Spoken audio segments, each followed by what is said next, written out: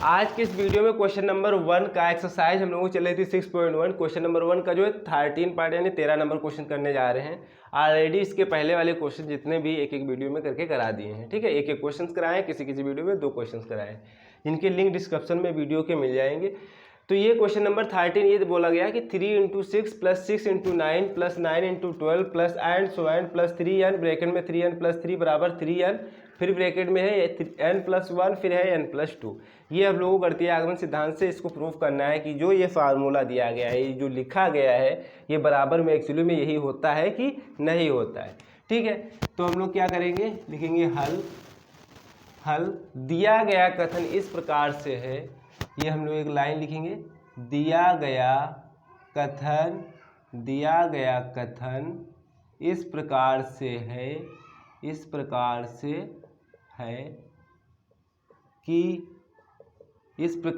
है कि Pn such that 3 × 6 + 6 × 9 + 9 × 12 plus and so and plus 3n फिर 3n + 3 बराबर 3n ब्रैकेट में n + 1 n + 2, ठीक है। ये हम लोगों को कथन दिया गया है।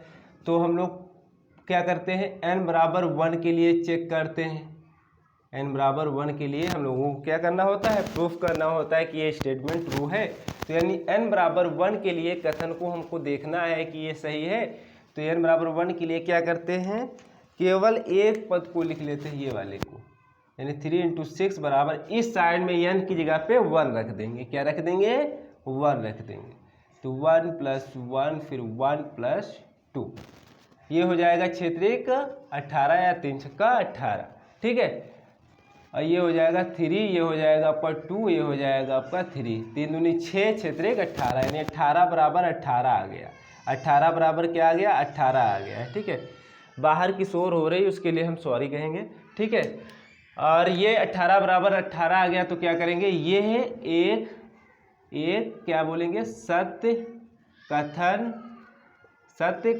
है, ठीक है। अतः n बराबर 1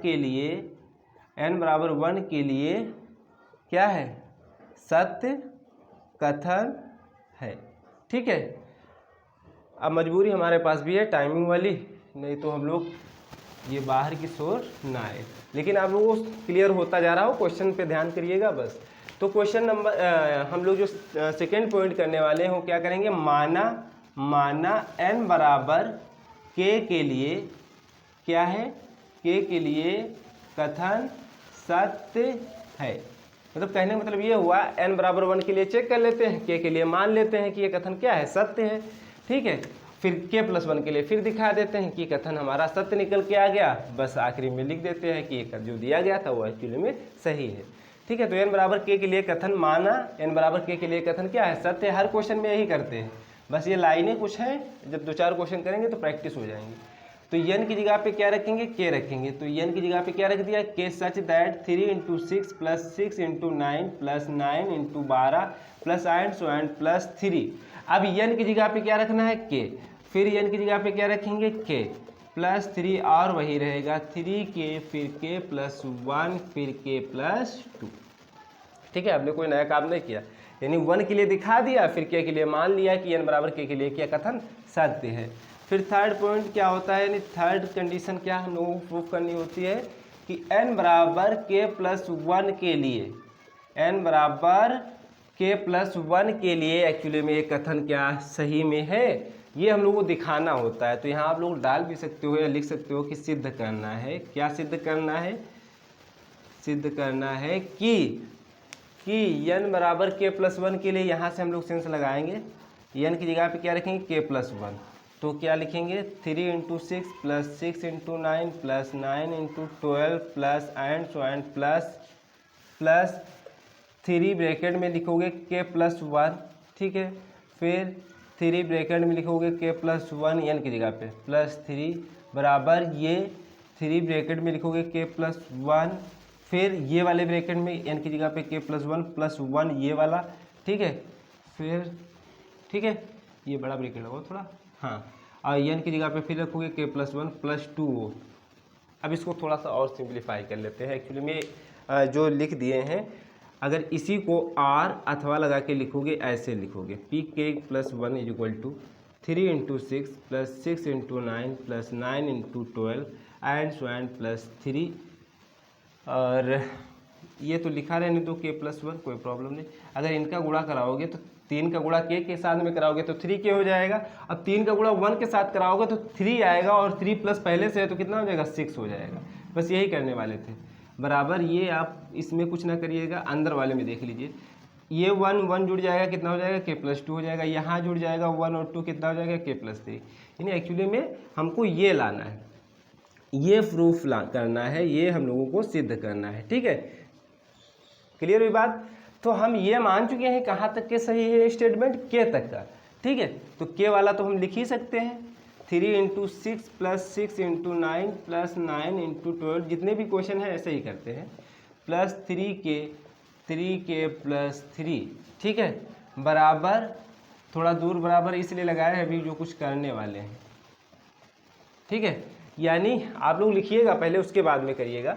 तो ये हो जाएगा, यानी हमने मान लिया था कि माना n = k के लिए कथन क्या है, सत्य है। तो ये हम यहाँ पर यूज कर सकते हैं। के तो सही है, आगे की बात हम नहीं कर रहे हैं अभी ना।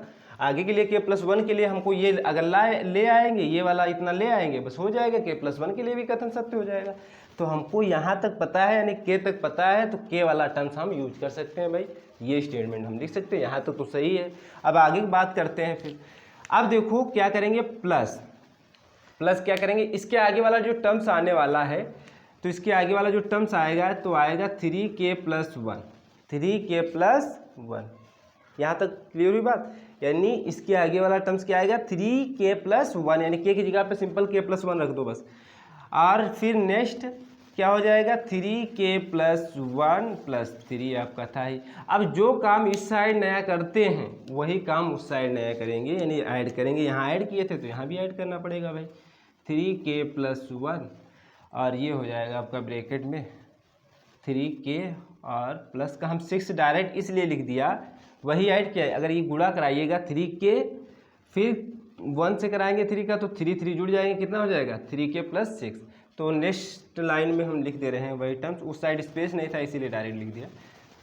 6 × 9, 9 × 12, हालांकि ये लिखने की आवश्यकता थी नहीं, आप लोग लिख लेते।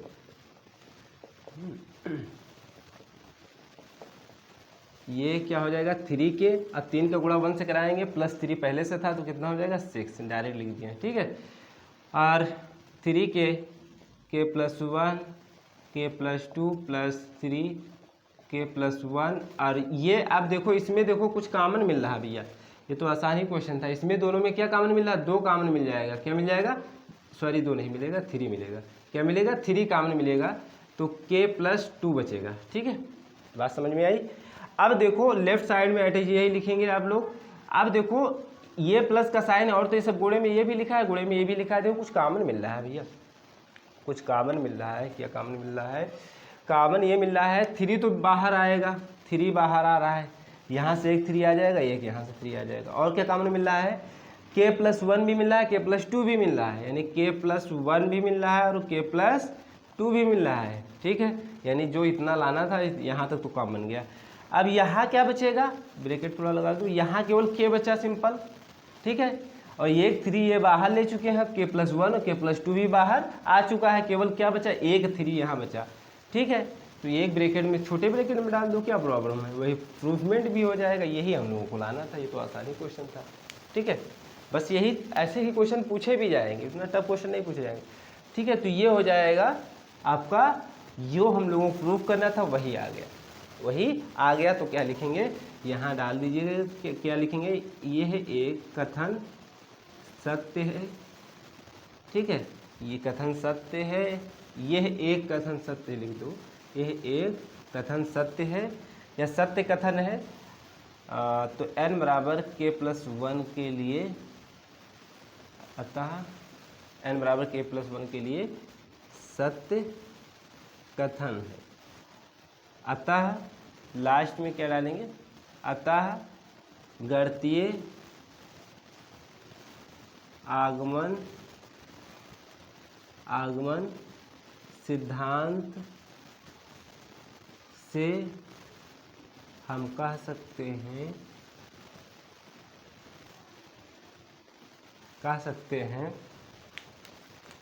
क्या कह सकते हैं, for all n belongs to natural number, जो भी प्राकृतिक संख्याएं लेंगे हम लोग के लिए, for all n belongs to capital N के लिए कथन क्या रहेगा, सत्य रहेगा, सत्य है। ठीक है, बस कहने का मतलब ये हुआ, चाहे जो भी प्राकृतिक संख्याएं हम लोग यूज करेंगे उसके लिए ये कथन क्या रहेगा, ट्रू रहेगा। ठीक है, तो ये हो गया क्वेश्चन नंबर, कौन सा, क्वेश्चन नंबर 13। ठीक है, अब नेक्स्ट वीडियो में बात करते हैं, अभी जो भी आगे क्वेश्चन, शायद और भी क्वेश्चन है, तो क्वेश्चन नंबर अब इसके आगे वाला क्वेश्चन की बात करते हैं। ठीक है।